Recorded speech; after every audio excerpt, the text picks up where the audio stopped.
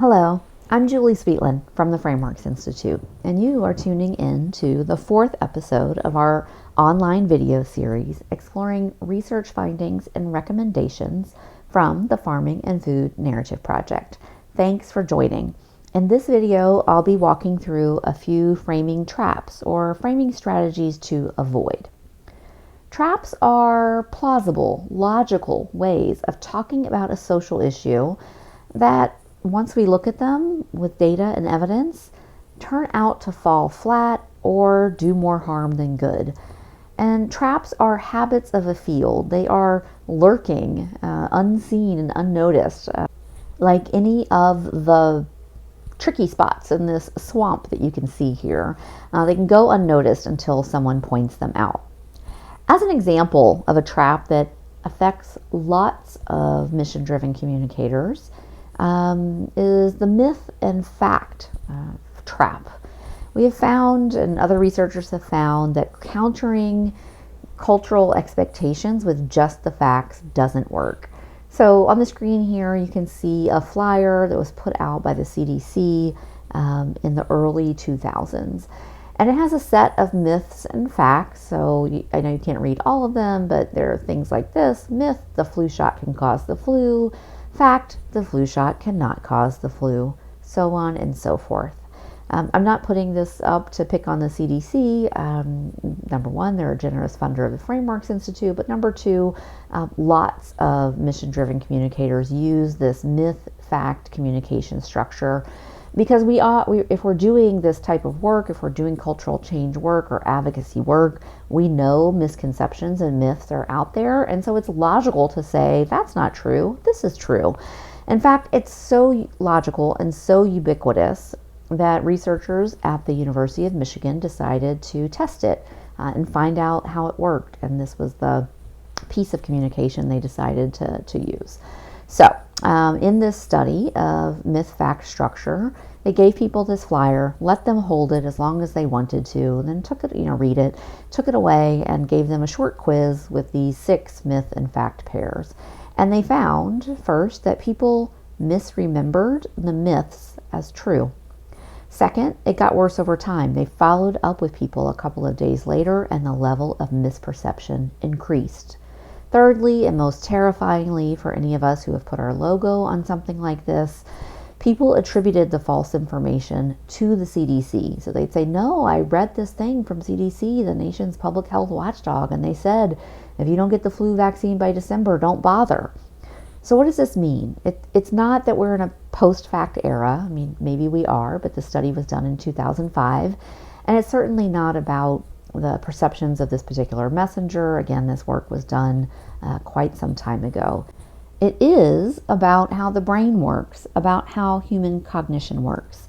The strongest, not only, but strongest predictor of what people will believe is the number of times they have heard it. And so a myth-fact structure repeats the myth, strengthens the neural circuit that's holding that idea in place, moves it kind of to the front of the mental filing cabinet, right? Makes it more available, more accessible, more recent.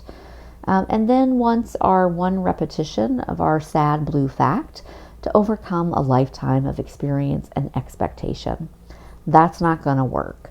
So all of this is a long way of putting a short and simple framing principle, which is never remind people of something you wish they'd forget.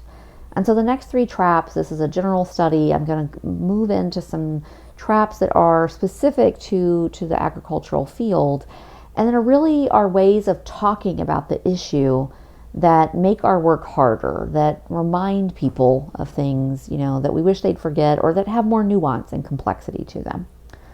The first one is binary thinking, which contrasts or even pits one form of agriculture against another. If we offer up oversimplified pairs of options like organic versus conventional, synthetic versus natural, large versus small, then people and our policies will continue to undervalue the full range of sustainable agriculture approaches we need. So this trap is about setting up false dilemmas, and to avoid it, you should be looking for ways you might be playing into that.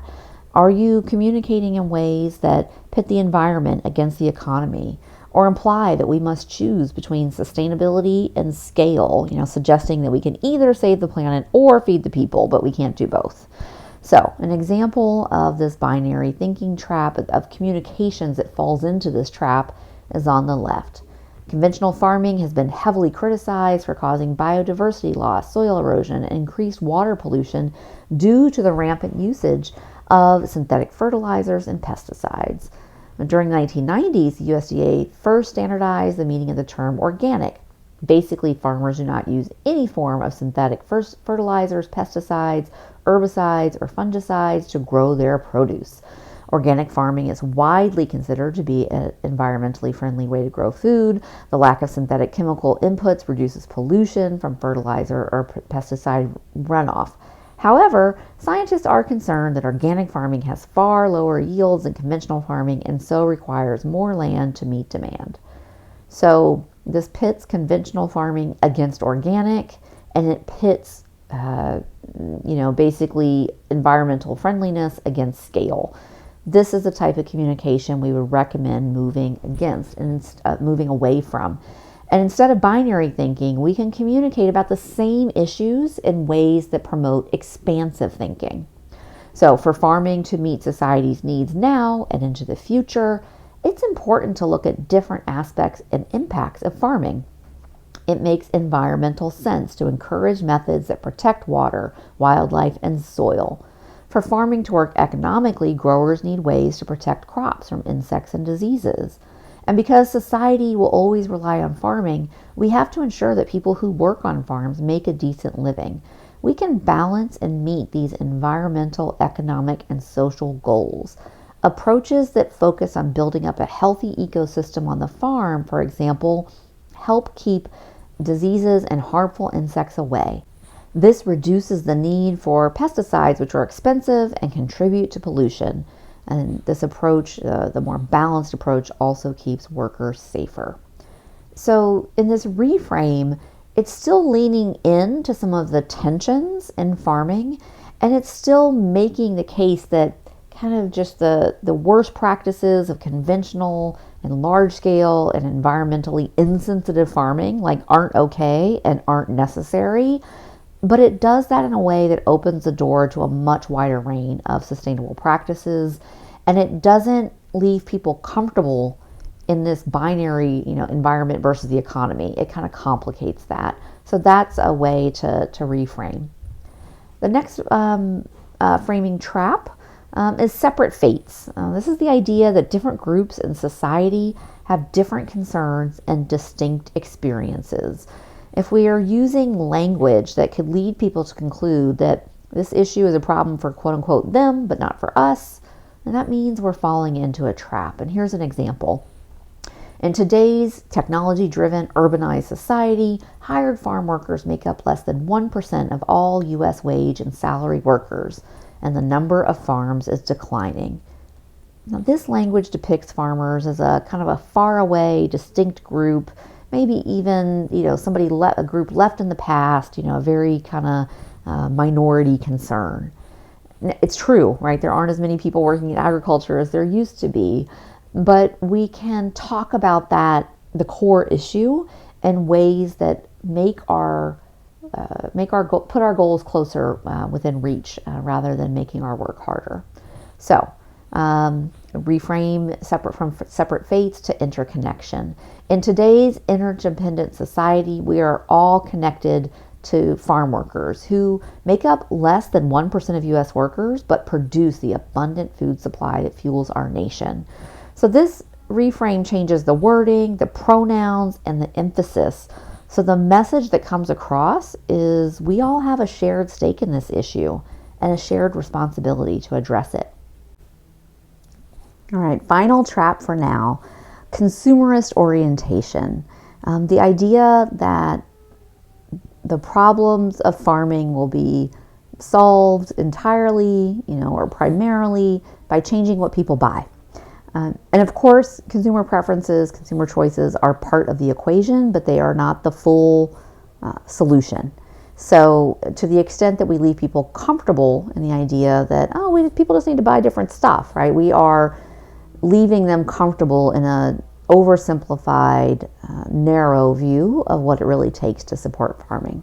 So here's an example that comes from, actual communications from an agricultural voice that really falls into this consumerism trap.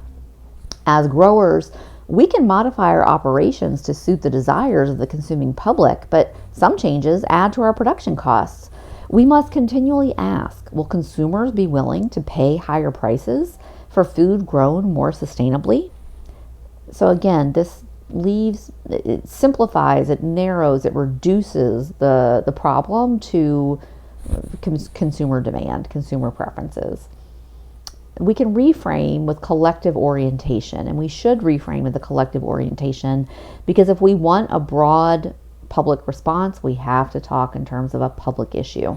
Here's an example of how.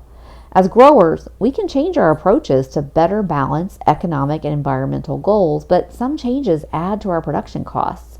We must continually ask, will society step up to support a farming system that grows food more sustainably? So rather than talking about individual behavior changes, think and talk about society-wide changes, policy-wide changes, etc. So watch for these 3 specific traps, but also know that there may be other traps lurking out there. You can spot them without my help by using what you have learned about the mental models of farming. Traps, kind of one of the ways to think about them is that they are inadvertently reinforcing a model that is inaccurate, oversimplified, or otherwise works against the ideas you're trying to share and build. So the logic here is to avoid the trap. You avoid talking about an unproductive model. Why? Because talking about it calls it up and strengthens it. Let me show you what I mean. Take these 3 models of farming practice, which might be familiar if you watched episode 3. Our cultural research found 3 distinct ways that people model the process of farming: as a formula, as trial and error, and as a craft. So this first model, farming as formula, basically all comes to plant, tend, harvest, repeat. This isn't exactly wrong, but it is vastly oversimplified. This model obscures the complexity of farming and makes it hard for people to see the need for innovation and why it's needed. And much less, they definitely can't see why society should be making greater investments to support farming. To be a little flip, like, why do we need a policy for people to put seeds in the ground and wait for them to come up? That's kind of where this leads people. So what is the implication of that finding about that model? What's the implication for the way we talk about farming? It's this: run away, do, by which I mean avoid language and phrasing that would spark or reinforce the mental model of farming as formula. Remember, never remind people of something you wish they'd forget. Now, these other 2 models are incomplete but not unproductive. So that means in communications, it's effective to lean toward those models and build on them, make them more robust. Let me show you what that might look like. All right, so we've got this message with that in mind. Pause for a moment and read it.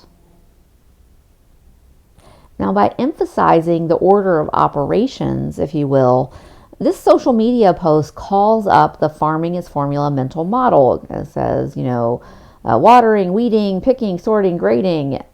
So this reinforces an idea that works against modern agriculture and the support for sustainable farming that we need. Now, it seems innocent enough, but it's not the best use of our communication space, and we have alternatives. Let me show you a reframed example, and I'll pause the video, read that, and then I'll talk through it.